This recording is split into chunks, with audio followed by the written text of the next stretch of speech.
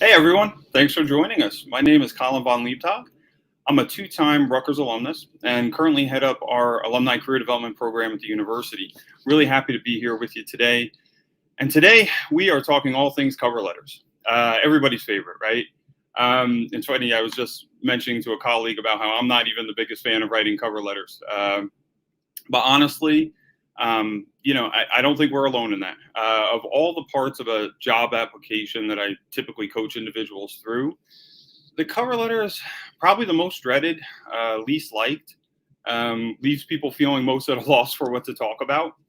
So if that sounds familiar to anybody here, you've definitely come to the right place. Trust me, I've been there too. That's why we're going to keep it simple today. We're going to take out the mystery of the cover letter and hopefully some of the misery too. And we'll talk about their purpose, content, and their structure in order to really make it hopefully easier to write them. We have some great questions that came in advance through registration. So I'll provide answers to those questions. But also, I'd love to take as many live questions as possible, throughout the program. So we'll make sure we have dedicated time for that at the end. But please, keep them coming through the chat throughout the program, and we'll make sure to get to as many as we can. If we can't get to them by some chance, then we'll really do our best to follow up and answer them on social after the program. All right, let's get started. So, cover letter. What's the purpose? Why write one? Well, in many ways, emails really are kind of a modern day cover letter. So I understand why this question comes up, but the cover letter itself still holds value. So I would say it's better to assume that you should include one, unless it's otherwise stated as part of the application or the job posting. And this actually, as one of our questions that had come through from Floyd during registration, is it sometimes better not to include a cover letter? And we're going to talk through now why it would typically be best to include one. Again, unless it's overtly stated not to include one, these are the reasons why I would recommend you do always include a cover letter. It's going to show your writing skills. So it actually acts as a writing sample for you. This can be especially useful in communication fields.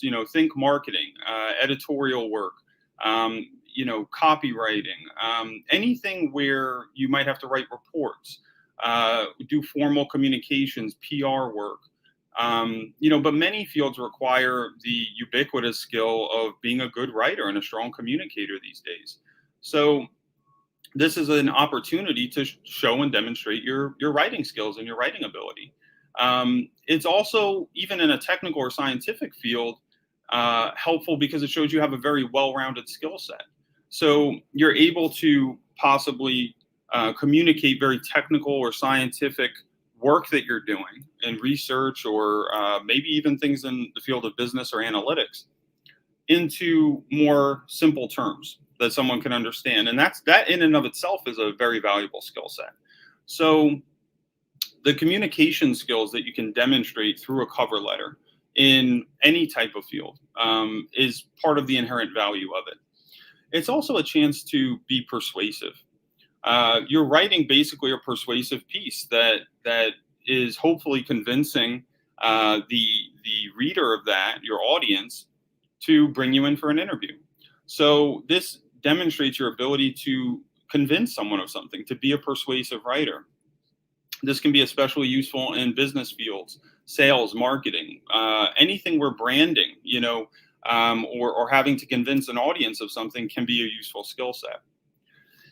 It also gives you a chance to explain circumstances. Maybe there's a layoff, or a period of career transition where you were not working, or you had a hard time finding a job after school, after graduating, or maybe you took personal leave for family, maternity or paternity leave. It could have been to care for an ill relative, or maybe you yourself had your own illness that you were combating. This is a chance for you to address some of that. It's a matter of being able to get out in front of any potential issue that an employer might see on the resume. You don't want to dwell on it. So there is a fine line here. You don't dwell on that negative experience or challenge or setback or the gap or that kind of thing, but it's okay to mention it and then quickly pivot within the cover letter to something positive. So let's say it is a gap in employment of a year or two. You might explain that you graduated in the COVID job market, and you took time to invest in additional professional development or credentials. You were taking a professional development course on Coursera related to business analytics that you found particularly helpful as you're doing projects in X, Y, and Z. So you got in front of it. You owned up to this gap that's there that they may notice in the resume, but you didn't put the spotlight on that. You instead pivoted to something positive you were doing with your time while there might have been a bit of an employment gap. So get out in front of it, but don't dwell. It gives you a chance to do that and explain those circumstances so that the reader of your cover letter, your resume, they're not just making assumptions about you. So this also gives a chance to talk about and highlight what some of those new things are you're doing. Is it a new credential you're developing, continuing education, a volunteer opportunity? What are those other things that can maybe make up for a lack of direct experience that you have? And this actually ties in with one of the registration questions we had coming from Eric. What would you advise midlife career changers to include in their cover letter? This is the perfect opportunity to do that in a cover letter, to talk about your career change and really draw from the transferable skills, experiences, projects, things like that you were a part of in your former career. And now how do they apply to the current career that you're going for? Highlight your career achievements. And we're going to talk about that in just a moment, a little bit more in depth. But this is the kind of thing that a midlife career changer would want to really utilize the cover letter for, to help get in front of why they're making that change, how the change is relevant, how they've re-credentialed or done additional things to prepare for this change, and what kind of related and transferable experiences are they bringing from their previous career to the table as well. So the other opportunities that the cover letter presents, and why I recommend writing one, is that you can also utilize it to show a direct connection. So you're highlighting your relevant experience. You're putting the focus where you want your audience to see it. So anytime you get to control the narrative on something, instead of leaving it up to the employer to hopefully see, you have a great opportunity there. So the cover letter really is opportunity for you to do that. You put the focus where you want it. You direct the narrative. And honestly, lastly, it shows that you care. You're putting an effort. You're taking initiative to write one. For all the people that didn't write one and applied to that same job as you taking that extra step shows an inherent interest. It shows an inherent, desire to really land this opportunity, or at least land the interview. And it gives you a chance to customize your content to that employer, so you can kind of make them feel special. So it shows that you care. It shows you're connected to the employer. It shows that you can discuss things that are going to be meaningful to that employer and make sense to them. So for all those reasons, I definitely recommend continuing to include your cover letters in just about all cases, unless it only says, give me a resume, do not give me a cover letter. In terms of content, well, what should you say, right? This is probably the hardest part, the trickiest part for cover letters, and why we don't really enjoy writing them so much. So simply, you want to show goodness of fit, the value that you bring. You want to talk about your skills, your education, your experience. So don't overcomplicate that. At its core, this is the essence of the cover letter. Show goodness of fit, show the value that you bring. So all you're going to do is talk about your related experiences. So let's go paragraph by paragraph about breaking this down structurally in terms of those content pieces you can include. So in terms of your introductory content, who should you address? When possible, you want to address a specific person, whoever that hiring manager is, person you're going to interview with, person you connected with on LinkedIn that you're sending this to, whoever it might be. So address it as often as possible to a specific person. When that's not possible, at least try to address it to maybe the hiring manager of that department or division or team. If all else fails, you can address it to the human resource director or hiring manager for that role. So you could literally say, dear hiring manager, marketing and communications department. Always better to address to a title or ideally a person rather than to whom it may concern. All right. So in terms of starting off your introduction, you want to ideally get away from the boring and generic material. If I started every cover letter, hi, my name is Colin. I'm interested in this role. It's a great fit. They hear that from everybody. It doesn't do anything to differentiate you or stand out. It doesn't persuade. It doesn't show really, creative but professional writing skills. So try to get away from the boring and generic and find a hook. Find something to start off that introductory paragraph with that makes sense for them, that's going to get their buy-in, their interest right away. So this could be something like a quote, something that really encapsulates your drive, your motivation, your connection to that company. It could be something that is a research fact. It could be something from their mission statement that really connects with you and you connect with it. So it shows that inherent connection to culture within the company.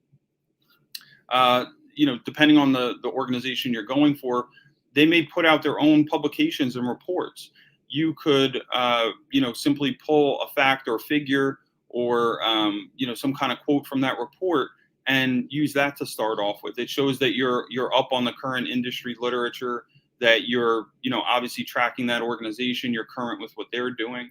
It could be related to something that they've been in the news for that's been positive, or something maybe that their, CEO or whoever, president, might have recently talked about in an interview with, some new mission they have, new scope, new product, new service.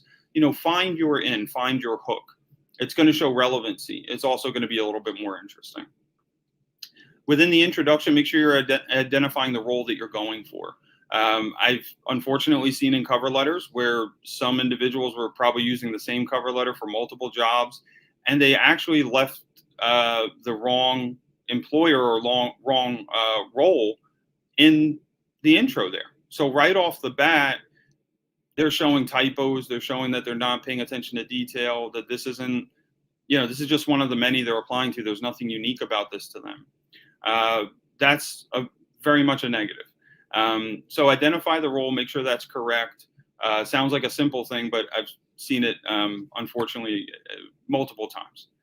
And also within the intro, if you can cite a referral that you have, that's a very powerful, approach to gaining entry, and instant credibility. So if you have a referral from the company, somebody who maybe formerly worked there or currently works there, they recommend you apply for that role. That's something you can reference there. Just check with them ahead of time that they're comfortable with that they're in good standing, that kind of thing. It shows the importance of networking and how that can add real value. All right, so now getting into the main paragraphs. What do we write about here? Really use your job description as the blueprint. And just remember that these body paragraphs you write are going to help you to provide context for that resume. So identify the, as you're going through the job description, identify the top 2 to 3 main areas of emphasis that they really want. Is it a certain technical skill, some software that you know? Is it related to project management and, supervising teams? Whatever it might be, you'll notice there's certain themes within that job description. There's going to be, a few main areas of emphasis that they kind of repeat over and over again. It might be in the responsibilities, the qualifications, the skill sets. Look at the different sections of that job description, break that down for yourself, and see if you can really get a sense of what those main areas of emphasis are. Your job then is to match those areas of emphasis up with your background. So you might have 10 jobs that you've held over the course of your career so far, but there's going to be a few main areas of emphasis that will really speak to a couple of those jobs. Those are going to be the ones you want to highlight. So that's how you start to narrow the focus a little bit. And ideally within, within your body paragraph, you're going to be saying the answers to a few simple questions. You're going to talk about what you did. Where did you do this? Which company, which project, what have you? How did you utilize your skills, and or what did you achieve? What did you learn from this? How does it connect to this new opportunity you're going for? So I'm going to say those things again. You're going to start off the body paragraph by talking about what you did, where you did it, how you used your skills to be successful, and or what you achieved in that particular job, role, project, what have you. What did you learn from that? And how does all of this connect to the job that you're going for now? That's what's going to help you to show that you really are a match. So what you want to do is discuss that topic, that area of emphasis, utilizing that approach. As you're doing this, think about how you can incorporate answers to why this company, why this job. And you can really do that in that last part about how you're connecting your background to the role that you're going for now.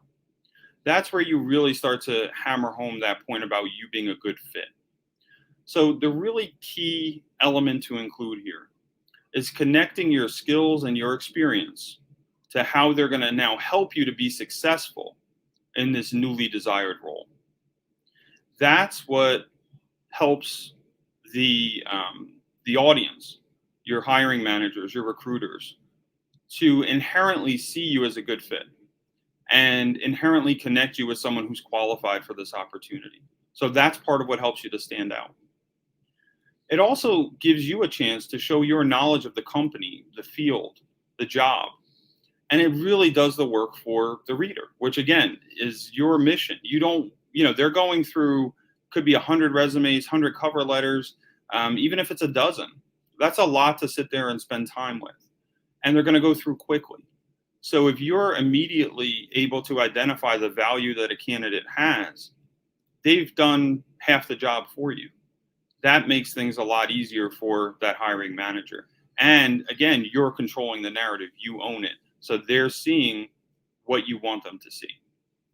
And this really ties in with one of our registration questions, again, from Eric and also from Molly, in terms of mid-career or career changers. What kind of information do you include in the resume to help you stand out? You, as a mid-career professional, you're going to have a wealth of achievements, skill sets you've built up, projects you've worked on, relationships you've developed, and things to speak to. So you actually are at an advantageous position because you can match those things up with those top 2 or 3 areas of emphasis. And then it gives you the chance to connect those experiences to this newly desired role. And you have more to draw from. So that's where, for mid-career or career changers, you want to make sure you're really narrowing down your scope to show the relevancy. So it isn't about talking about every position you've had or every skill that you have, but hone in on those ones that make the most sense for this given job. And those are the ones you want to hammer home and really show how they connect to what you're seeing as an area of emphasis in that job description. And then in the closing paragraph, just be gracious. Thank you for your time and consideration. You could do a soft ask for an interview. I look forward to discussing this opportunity and my background and skill sets with you further in an interview. And then reiterate your best contact information. So they do have this in abundance throughout the application, your resume, maybe the header on your cover letter, but you want to make sure that it's just right there, easy to access. Again, you're making their life easier. That's going to bode well for you. So reiterate your best contact information. It could be an email and a phone number or what have you. In terms of format, how should the cover letter rather look? And is it something you have to rewrite every time? Well, the answer to that in short is no. You shouldn't have to do a total rewrite. If you're applying to very similar jobs, then you're not rewriting your cover letter, your resume every time or anything like that. If you are applying to different kinds of jobs, then what I'd recommend is probably creating a bit of a template for both of them. So you can use this kind of structure we're talking about, create maybe 2 or 3, depending on how many areas you're applying to that are a bit different from each other. And then utilize those templates. So again, it's not a total rewrite every time. You just pick and choose the one that makes the most sense for you. So what you would customize, though, and potentially rewrite or edit a little bit, would be your introduction. You want to customize the intro. So again, you're listing that hook. That hook is something that should be unique to each company, each job, each role. So it might require a little bit of background research, the more you know about the organization, the easier that's going to be to write. And obviously, the job title, the organization, when you're listing those things out, if you do have the reference, you're listing out a different reference, etc. So those things you customize in the intro. But in terms of the rest of the cover letter, you just want to make sure that the main sections, those body paragraphs, do they make sense still in terms of the content you're talking about, in terms of the order that they're in? And so just compare that to those areas of emphasis you see in the job description. If each job you're applying to talks about Microsoft Excel being a really top-notch skill for you to have to be successful in this job, and say 80% of them talk about having project management skills, and most of the jobs talk about supervisory or management experience, then you're pretty safe keeping those as your 3 main paragraph topical kind of areas of focus. But if one is really emphasizing something like project management, then maybe make that your first body paragraph, so they don't have to go through and read all the way to the end. Because remember, they're going through quickly, probably not going to spend time reading the entire cover letter top to bottom. So that's where you do a little bit of customization. And it's honestly sometimes as simple as cut and paste. Where you might do a little bit more extensive edit is if they do have a different area of emphasis than you have in your template. So maybe they have 2 of the 3 main skills that you already have in your template that they're highlighting, but there's a third that's very important to them, not as important to others. Maybe you write an additional paragraph about that in order to customize that cover letter a little bit. But again, it's not going to be a wholesale rewrite. And then the last area for customization would be your why for this company. So as we talked about, where you can possibly blend in why, this company, why this role, things like that. That part you would certainly want to edit as well. So anything you're talking about, their mission, their services, products, vision, values, any of those things that you're connecting on, those would be unique to the organization as well. In terms of length, less than a page, 3/4 of a page, somewhere in that neighborhood is typically okay. You just want to write enough to really show interest. So it's not like 1/4 of a page and a few sentences, but something that shows your interest, your experience, without being excessive. In most cases, you're going to be fine at a page or less. And just keep consistent formatting with what you have in terms of your resume. So your font, your style, your font size, your header, things like that. You can keep all that consistent with the cover letter as well. In terms of one important consideration around cover letters, and I know we covered this in our resume live stream, but think of ATS. So utilize your action verbs. Again, ATS for anybody who wasn't there for the resume live stream, and you can find that still on Facebook or on YouTube. But ATS is applicant tracking systems or applicant tracking software.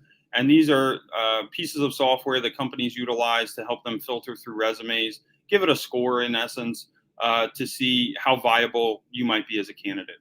So they're looking for action verbs. They're looking for purposeful content. They're very achievement oriented.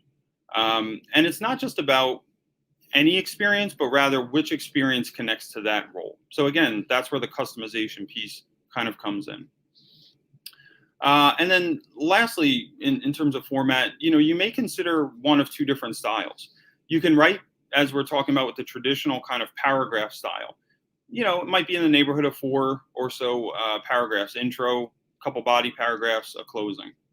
And in this format, some people, to stand out a little bit, may actually bold or highlight the first sentence or part of the first sentence of each of those body paragraphs. So it almost stands out like a header.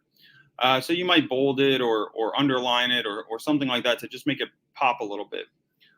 It could be something like, I'm going to give you 3 sample areas of emphasis. So it could be something like regarding developing successful marketing campaigns. And that part would be bolded or underlined, so that immediately, if they're just scanning your resume very quickly, your cover letter very quickly, they would get a chance to see that you have relevant experience and I can focus on this part of the paragraph.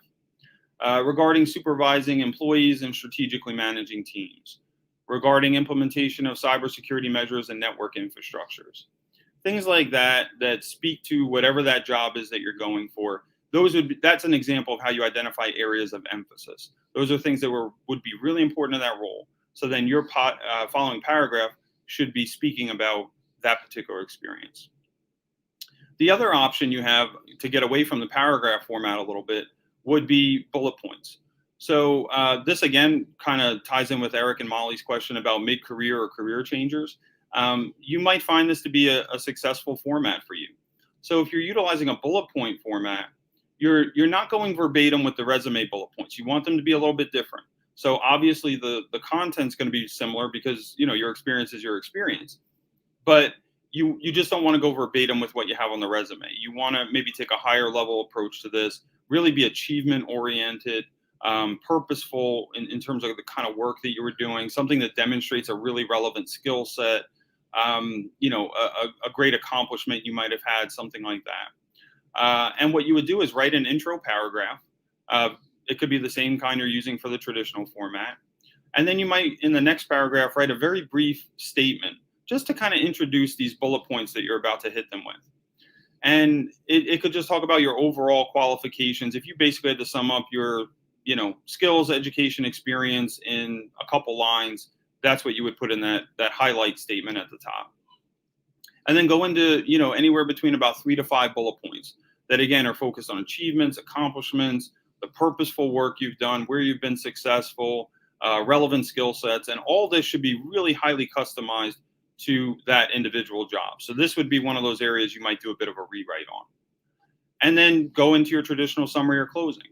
It's a little bit more of a quick hit format that an employer can access very easily, but still shows that you're putting in effort, putting in customization, making it relevant to the reader.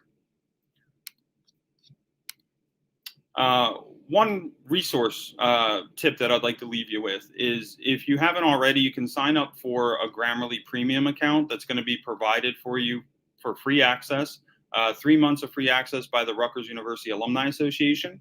So if you just go to our alumni, the letter R, alumni.com/career resources, ouralumni.com/career resources. I think it's on the second page there. You can sign up for that Grammarly premium access. You just fill out a brief questionnaire. We'll email you the access information, and you're good to go. And I'd just like to, also take the time to make a quick pitch there that, there's a lot of other great resources on there. Ouralumni.com/career resources to help you with other aspects of your career development. You can also check out ouralumni.com for so much more. We've got homecoming coming up, alumni career fairs, lots of ways for you to get involved, stay connected, and have a great fall and winter. So with that, I hope everybody is happy and well. And until next time, I'll see you then.